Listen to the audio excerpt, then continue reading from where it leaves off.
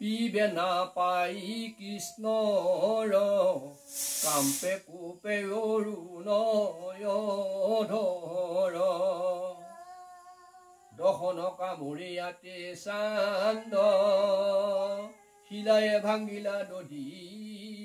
ভাণ্ড মহাকোপে কোঠা অখিলন্ত হিঞ্চিৰায়ে লবনু ভূজন্ত আখিলা যশোদা নমাই ক্ষীৰ দেখে হান্দি ভাঙিলা দধীৰ এই জানিলা পুত্ৰৰ কৰ্ম গোপী হাসিয়া দেখিলা অপখী খুপি